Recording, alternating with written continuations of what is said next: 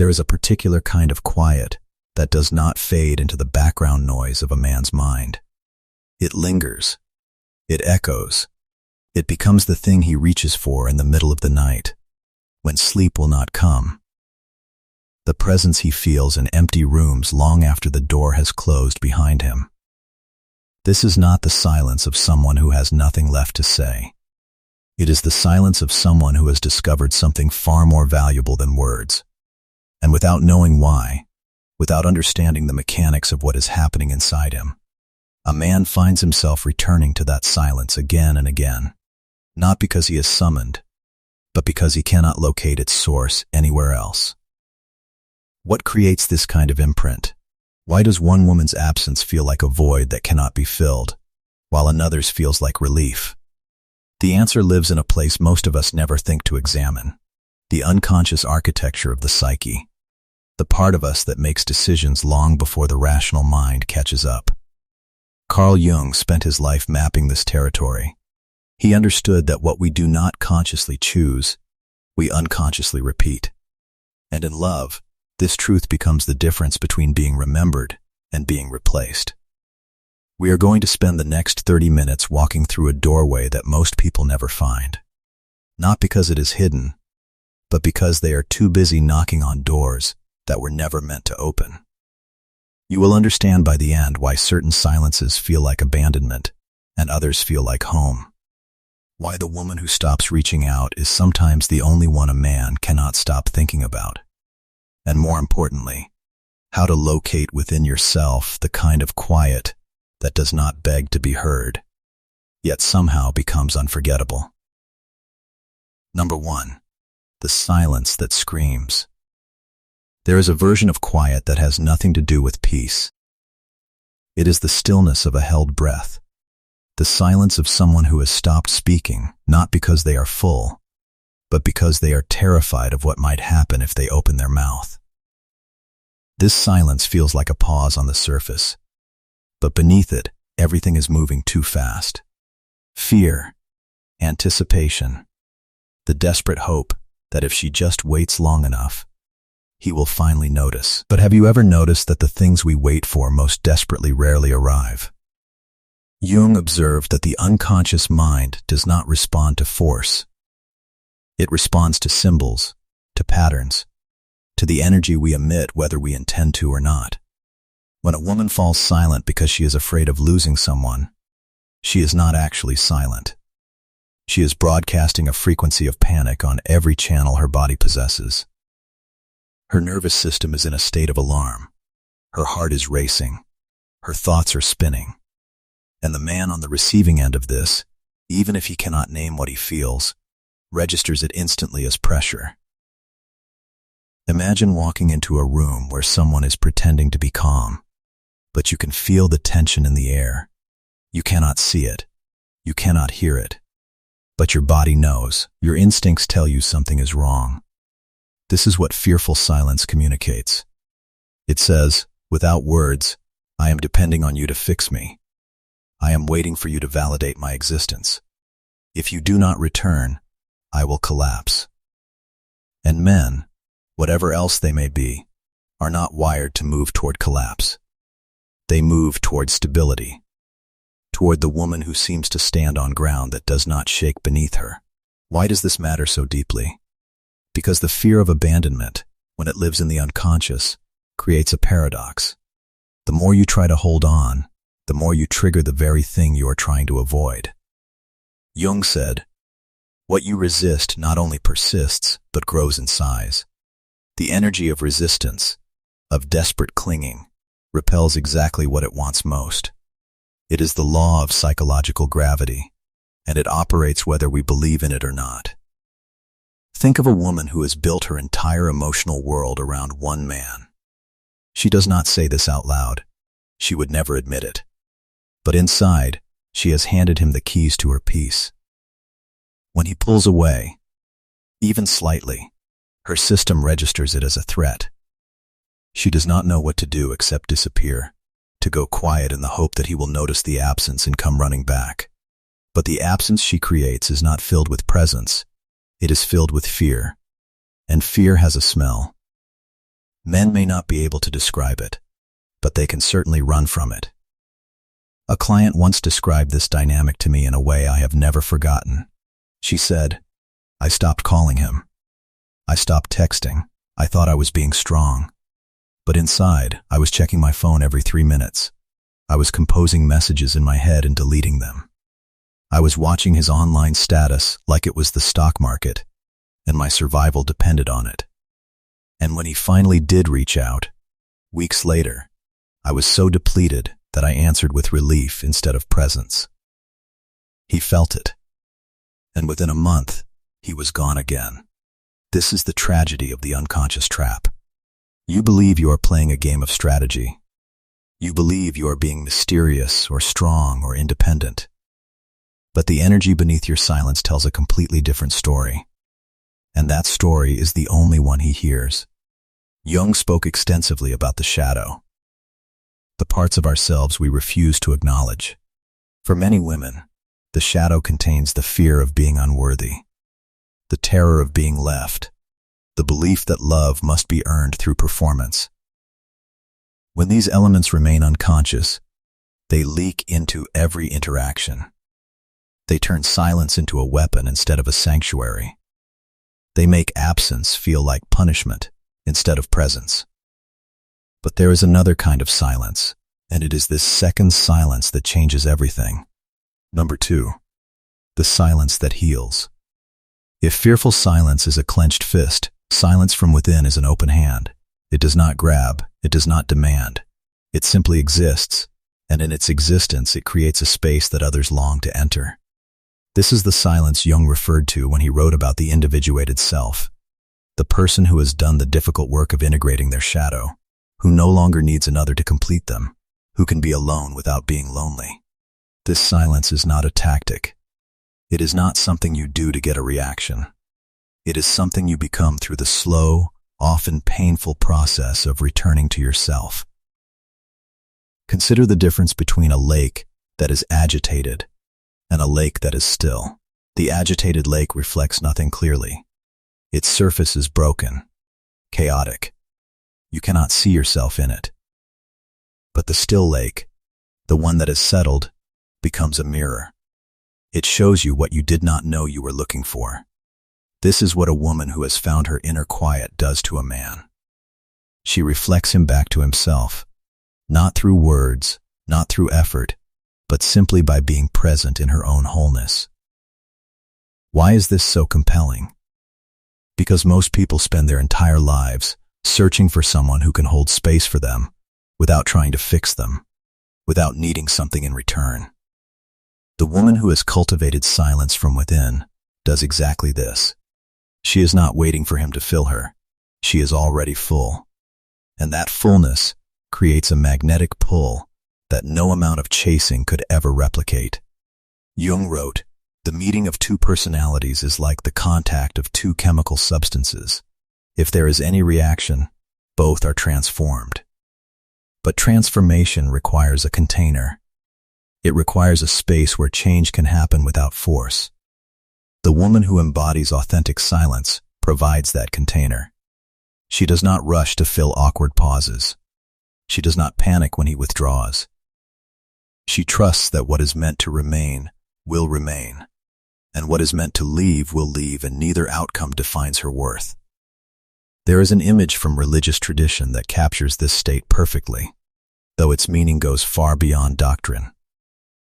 It is the image of a woman standing at the foot of a cross, watching her son die, and saying nothing. Not because she is numb, not because she does not feel, but because she has reached a level of acceptance so profound that it transcends the need to protest. She does not beg the heavens to intervene. She does not scream at the soldiers. She stands in her pain, fully present, and in that presence, she becomes something eternal. From a psychological standpoint, this is the ultimate expression of the mature feminine. It is not passivity. It is not weakness. It is the strength to hold pain without being destroyed by it, to love without grasping, to be silent without disappearing. And this, more than anything, is what awakens something primal in a man. Have you ever noticed that the people we remember most are not the ones who talk the most, but the ones whose presence felt like a gift? The woman who has integrated her shadow, who has faced her fear of abandonment and come out the other side, no longer needs to perform. She no longer needs to prove. She simply is. And that isness becomes a frequency that others cannot ignore. Not because she is trying to be noticed, but because she has stopped trying to be anything other than herself. Modern psychology calls this emotional self-regulation. It is the ability to soothe your own nervous system without outsourcing it to another person. It is the mark of secure attachment, of someone who has done the work of healing. And it is profoundly attractive, not because it plays games, but because it offers something rare in a world of need: genuine safety. But here is where it gets complicated, because not all silence is created equal. And if you cannot tell the difference between the silence that heals and the silence that harms, you will keep repeating patterns that leave you empty. Number 3, the two faces of quiet. Both types of silence look identical from the outside. Both involve not speaking. Both create distance. But one distance draws a man back with curiosity, while the other pushes him away with the force of an unspoken accusation. Jung understood that the difference between these two silences lies entirely in intention. Not conscious intention, the stories we tell ourselves about why we are doing what we do, but unconscious intention, the energy that actually drives our behavior, whether we admit it or not. Wounded silence comes from a place of hurt that has not been processed. It is the quiet of someone who feels rejected but cannot say so directly. Instead of speaking, she withdraws. Instead of asking for what she needs, she hopes he will guess. She posts things on social media that are really meant for one person. She responds with one-word answers to show she is upset. She creates distance not to find herself, but to make him worry. This is not strength. This is strategy disguised as strength. And the unconscious mind, both hers and his, knows the difference. Why do we do this? Because direct communication feels vulnerable. Because asking for what we want means risking rejection. Because silence, when used as a weapon, gives us the illusion of control. We think we are protecting ourselves. In reality, we are broadcasting our wounds on a frequency that guarantees they will not be healed. Jung said, "Loneliness does not come from having no people around, but from being unable to communicate the things that seem important to oneself." When silence is used to punish, it creates a loneliness that neither person can bridge. The man feels attacked, but cannot name the attack. The woman feels unheard, but cannot explain why. And the space between them fills with something heavier than words. Now consider the other face of quiet. Addictive silence, the kind that draws a man in, comes from a completely different place. It is not the silence of someone who has been hurt. It is the silence of someone who has healed. It is not withdrawal to punish. It is withdrawal to return to center. It is not hoping he will notice. It is knowing that whether he notices or not, she remains whole. This silence feels like stepping into a sacred space. It does not demand. It does not accuse. It simply exists, and in its existence it invites. The man who encounters this silence does not feel pressured to respond. He feels drawn to remain, not because she has done anything to keep him, but because her presence, even in absence, feels like a gift rather than a test. Can you feel the difference? One silence says, "Fix me." The other says, "Join me if you are ready." One silence comes from lack. The other comes from abundance. And abundance, in any form, is irresistible. The way to distinguish between them is to ask yourself one question. If he never comes back, will I still be glad I chose this quiet? If the answer is no, you are using silence as a transaction. You are hoping it will buy you something. But if the answer is yes, if you can honestly say that your silence is serving you regardless of his response, then you have touched something real. And that realness is what becomes unforgettable. This brings us to the art of creating space. Not space to make him miss you, but space to find yourself. Number 4, the art of creating space. Most people misunderstand what it means to create space in a relationship. They think it means ignoring someone. They think it means playing hard to get. They think it means deploying silence as a strategy to manipulate an outcome. None of these are space. They are just more noise, dressed up in quiet clothes. True space is not about him at all. It is about you. It is the conscious decision to withdraw your energy from the places where it has been leaking and redirect it back to its source. Jung would call this the process of withdrawing projections. When you stop placing your emotional well-being in someone else's hands, you begin to reclaim the power you gave away. And in that reclamation, something shifts. Think of a garden. If you dig up the seeds every day to check if they are growing, nothing will ever bloom. Growth requires trust. It requires space.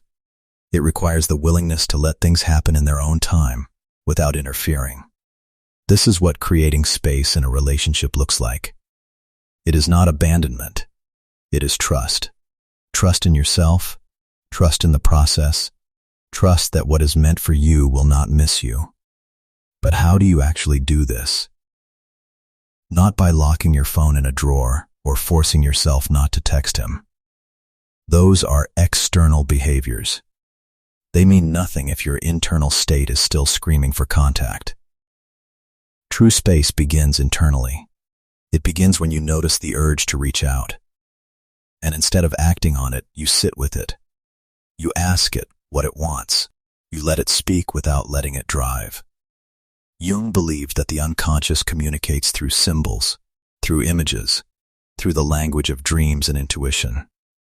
When you pause long enough to listen to your own inner world, you begin to understand what you have been projecting onto others. You see the places where you have been asking someone else to carry what only you can carry. And in that seeing, something shifts. There is an ancient symbol that captures this perfectly: the Grail. The Grail is not a thing to be possessed. It is a space to be filled. It is empty, receptive, open.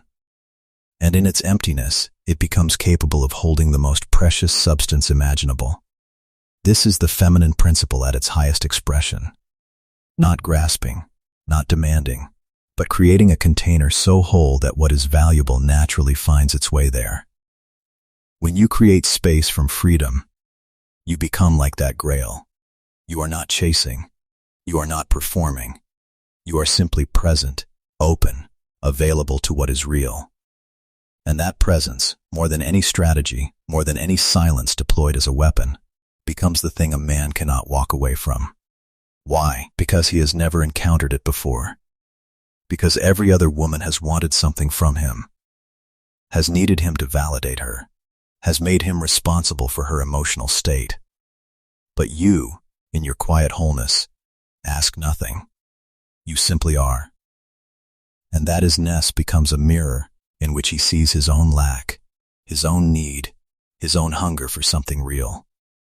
The first step in creating this space is to stop reacting, not to stop responding, but to stop reacting from the wounded place. When he pulls away, notice the impulse to chase. When he goes quiet, notice the urge to fill the silence. And instead of acting, breathe. Let the impulse pass through you without grabbing it. This is how you reclaim your energy. Then, redirect that energy towards something that is yours alone, not something you do to distract yourself until he returns. Something you do because it feeds you, because it connects you to yourself, because it would matter even if no one ever watched. This could be writing, painting, walking, cooking, anything that brings you back to your body, back to your breath, back to the ground beneath your feet. As you repeat this practice, something shifts in your neural pathways. The old pattern, the one that said I must do something to keep him, begins to loosen. A new pattern emerges, one that says I am enough whether he stays or goes. And this new pattern changes everything. Not because it guarantees he will stay, but because it guarantees you will be okay either way. And this, paradoxically, is when you become most irresistible. Number 5. The woman who captivates by being herself. There is a kind of woman who does not need to be remembered, yet somehow becomes unforgettable. She is not the loudest in the room. She is not the most obviously beautiful. She does not play games or deploy strategies. She simply exists as herself, fully, without apology, without performance. Jung said, "The privilege of a lifetime is to become who you truly are." Most people never claim this privilege. They spend their lives becoming who they think they should be, who others want them to be, who they believe will be acceptable or lovable. They edit themselves constantly. They dim their light in rooms where they fear it might be too bright. They hide the parts they think are unworthy. But the woman who captivates does none of this. She has done the work of integration. She has faced her shadow, befriended her darkness, made peace with her contradictions. She is not trying to be mysterious. She simply is, and her beingness contains depths that cannot be faked and cannot be exhausted. Think of a wild forest. It does not advertise itself. It does not put up signs saying, "Come explore me." It simply grows, wildly, naturally, without permission. And yet something in us is drawn to it. Something in us wants to step inside, to wander, to discover what lies beneath the canopy. This is what the integrated woman does to a man.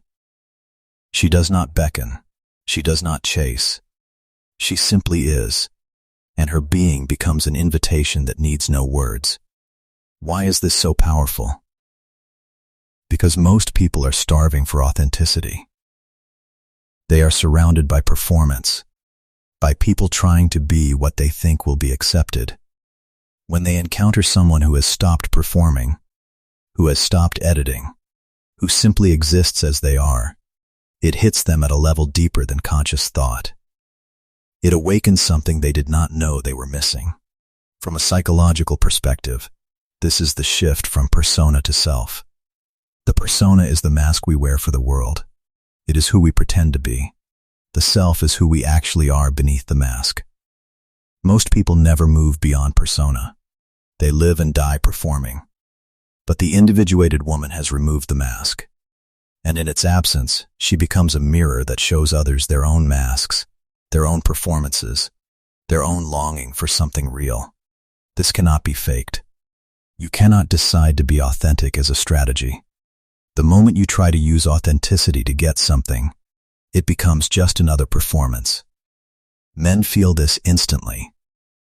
They may not be able to name it, but they know when a woman is being herself versus when she is being herself to get a reaction.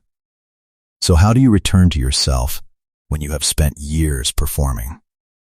You start small. You carve out time each day that belongs to no one else. You turn off your phone. You sit with your own body, your own breath, your own thoughts, without distraction. You write not to be read, but to hear yourself think. You move your body not to be seen, but to feel alive. You do things that have no purpose other than the joy of doing them. Jung believed that the path to wholeness runs through the symbolic world, through dreams, through art, through the things we create without agenda. When you engage in purposeless creation, when you dance like no one is watching, when you paint like no one will ever see, you bypass the ego and touch something deeper. You connect with the self that existed before you learned to perform. This is how you become captivating, not by trying to be captivating, by becoming so fully yourself that your presence becomes a gift rather than a demand. By choosing yourself first, not as a strategy to get him, but as a commitment to your own wholeness. And then, almost as a side effect, the right people find their way to you. Not because you chased them, because your wholeness called to something in them that was also hungry to be whole. But there is one final test, and it comes when he returns. Number 6. The final test. He always comes back. Not every man, not every time, but eventually, the one who mattered will reach out. It might be a text. It might be a call. It might be a casual, "How have you been?" that arrives when you least expect it. And when it happens, you will face the final test. Not the test of whether you should respond. Not the test of how long to wait before answering. Those are games, and games belong to the woman who has not yet found herself. The real test is internal. It is whether you have truly returned to yourself, or whether you were simply waiting for him to validate your existence. Jung said, "We meet ourselves time and again in 1,000 disguises on the path of life. When he returns, you are not just meeting a man. You are meeting the part of yourself that was once afraid, once desperate, once willing to abandon herself, to keep someone else. And if you are not awake, that part will rise up and take over. You will respond from longing instead of presence. You will fall back into the old pattern, the one where his attention determines your worth. But if you have done the work, if you have truly returned to yourself, his return will feel different. You will not need him to stay. You will not need him to choose you. You will be whole whether he stays or goes, and that wholeness will be the most attractive thing about you. How do you know which place you are speaking from? Watch your body when his name appears on your phone. Does your heart race with fear or with peace? Do you feel the urge to perform, to be impressive, to say the right thing? Or do you feel simply present, grounded, able to respond from where you actually are, rather than from where you think you should be? Imagine you are a mountain. He returns like a wanderer who has been lost in flatlands. Do you rush down to meet him? Do you shrink yourself so he feels comfortable? Or do you remain where you are, solid and still, letting him decide whether he is ready to climb? The woman who has found herself does not lower her altitude to make him feel tall. She does not pretend to be smaller than she is. She simply remains herself, and in that remaining, she offers him the chance to rise to her level. Whether he takes it is his choice. Her peace does not depend on it. This is the final test because it reveals everything. If you still need him to stay, your healing was temporary. If you are whole, whether he stays or goes, your healing was real. And real healing, real wholeness, real presence, these are the things that create obsession, not because you are playing games, because you have become someone who cannot be played with. What do you do when he returns? You continue being who you have become. You do not drop your practices. You do not abandon your routines. You do not make him the center again. You meet him from the place you have grown into, not the place where you once broke. And if he is ready, if he has done his own work, he will recognize what he is encountering. He will understand that to be near you, he must become worthy of your presence.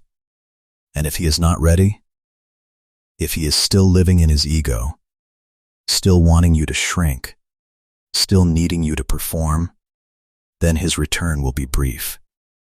But you will not be destroyed by his leaving, because you were not held together by his staying. This is the paradox at the heart of everything we have explored. The woman who can be left without collapsing is the woman who becomes impossible to leave, not because she has mastered a technique, because she has become herself, and herself, fully realized, is a destination that no one who finds it ever wants to abandon. Conclusion. We have traveled a long way together in this space. From the silence that screams, to the silence that heals, from the wounded withdrawal that pushes away to the sacred quiet that draws in, from the woman who performs to the woman who simply is. Jung wrote, "The most terrifying thing is to accept oneself completely." And it is terrifying, Because accepting yourself completely means letting go of the stories you have told about why you are not enough. It means releasing the strategies, the games, the manipulations you have used to keep love close. It means trusting that who you are, stripped of all performance, is worthy of being chosen. But here is the truth that changes everything. You do not need to be chosen to be worthy. You are worthy because you exist. You are whole because you have done the work. You are magnetic because you have stopped trying to attract and started simply being. What would it feel like to live from that place? To move through the world not needing anyone to validate you, yet open to everyone who is ready to meet you in truth. To be silent not because you are afraid, but because you are full. To be absent not as punishment, but as presence in another form. This is not a strategy. It is a becoming. And it happens slowly, quietly, in the small moments when you choose yourself when no one is watching. In the moments when you sit with your pain instead of running from it. In the moments when you create something for no audience but your own soul. The deepest silence is not the absence of sound. It is the presence of self so complete that it needs nothing outside itself to feel real. And when you touch that silence, when you become that silence, you do not just make others unable to leave. You become the place where they find themselves. If this journey has resonated with something in you, leave a mark in the comments. A word, a symbol, anything that says I was here, I listened, I am walking this path. And if someone you know needs to hear this, share it, not to fix them, but to remind them that they are not alone in the becoming. Jung said, "No tree can grow to heaven unless its roots reach down to hell." The silence we have explored today is not born from avoiding pain.